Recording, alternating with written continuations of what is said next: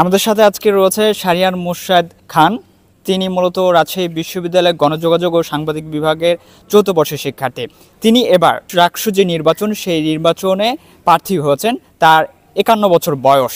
তিনি রাজশাহী বিশ্ববিদ্যালয়ের রাকসু যে নির্বাচন, এই নির্বাচনে মিডিয়া ও প্রকাশনা পদে প্রার্থী হয়েছেন।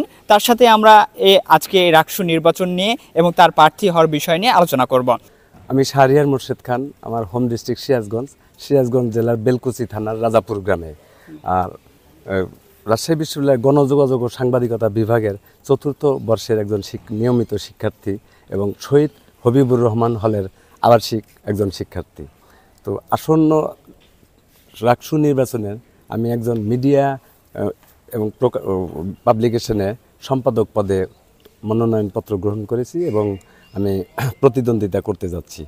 তো এই দীর্ঘ 35 বছর পর রাকসু নির্বাচনে একটি বহুল কাঙ্ক্ষিত এবং বহুল প্রত্যাশিত সাধারণ শিক্ষার্থী সমাজের কাছে। তো আমি একজন সাধারণ শিক্ষার্থী হিসেবে সাধারণ শিক্ষার্থী প্যানেলে, আমাদের প্যানেলটার নামটা বলা প্রয়োজন বোধ করছি, ইউনাইটেড ফর রাইটস, একটা foundation. It's fully non political foundation. তো এই প্ল্যাটফর্ম থেকে আমি সাধারণ শিক্ষার্থী হিসেবে প্রতিদ্বন্দ্বিতা করতে যাচ্ছি। মূলত এই নিয়মিত এবং অনিয়মিত রাজশাহী বিশ্ববিদ্যালয়ে আপনি জানেন প্রায় 45,000 শিক্ষার্থী এখানে অবস্থান। তো সাধারণ শিক্ষার্থী সমাজের কথা, তাদের স্বার্থ ভেবেই আমি এবার প্রতিদ্বন্দ্বিতা করতে যাচ্ছি।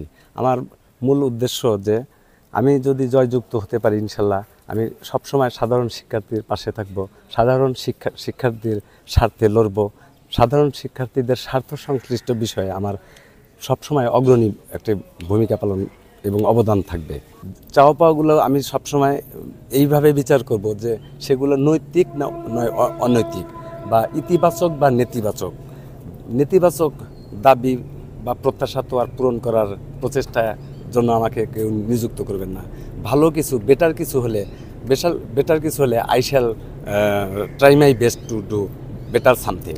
সাধারণ শিক্ষার্থীরা বরাবরের মতো এ প্রসঙ্গে একটি কথা বলা প্রয়োজন। অতীতের দিনগুলোতে শিক্ষা প্রতিষ্ঠানগুলোতে দলীয় রাজনৈতিক নেতাকর্মী বিভিন্ন মিথ্যে আশ্বাস দিয়ে সাধারণ শিক্ষার্থীদের কাছ থেকে ভোট রায় গ্রহণ করে পরবর্তীতে দেখা যায় সাধারণ শিক্ষার্থী সমাজের স্বার্থ সংশ্লিষ্ট বিষয় থেকে তারা দূর থেকে বহু দূরে অবস্থান করে। বেসিক্যালি ওই রকম একটি জায়গায় থাকলে আমিও বোধহয় করব, কারণ দলীয় ব্যানারে যিনি নিজেকে চালনা করেন, দলীয় নির্দেশনা, দলীয় পলিসি মেনটেন করাই তার মেইন দায়িত্ব হয়ে পড়ে। কিন্তু সাধারণ শিক্ষার্থী সমাজের স্বার্থ সংশ্লিষ্ট বিষয় তখন কমনলি ওটা এড়িয়ে যান।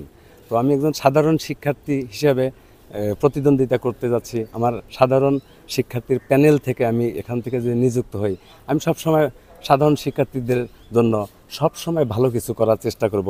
বিশ্ববিদ্যালয়ে আমার দীর্ঘদিন থাকার অভিজ্ঞতায় আমি অনেক কিছু শিখেছি, দেখেছি, বুঝেছি, ভালোও দেখেছি, মন্দও দেখেছি। সেই অতীত অভিজ্ঞতার আলোকে আমি ভালো কিছু দেখতে চাই, ভালো কিছু করতে চাই সাধারণ শিক্ষার্থী সমাজের জন্য। চট্টগ্রাম বিশ্ববিদ্যালয়ে যখন লোক প্রশাসন বিভাগে 1999-2000 শিক্ষাবর্ষের ছাত্র ছিলাম, অনার্স ফাইনাল পরীক্ষার আগের দিন চলে আসি।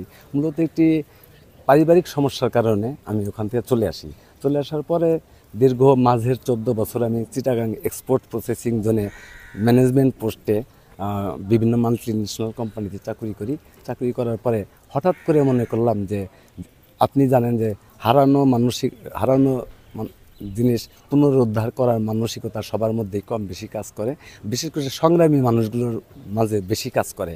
তো আমি যখন চট্টগ্রাম বিশ্ববিদ্যালয়ের মতো একটা বিশ্ববিদ্যালয়ে রয়্যাল সাবজেক্টের লোক প্রশাসনের থেকে আমি যখন পড়াশোনা করতে পারি না, মানে সম্পন্ন না করেই চলে আসতে হয়, তখন ওই হারানো মানসিকতা থেকে আমি ডিসিশন নিলাম, again I will be the student of public university and as will not be fact to me. From that mentality, I start in the new academic life, and gradually after passing SSC and HSC, I take admission in the session of 2021 session of Rajshahi University, and I fight in the admission test. Now I am a student of mass communication and journalism in 4th year.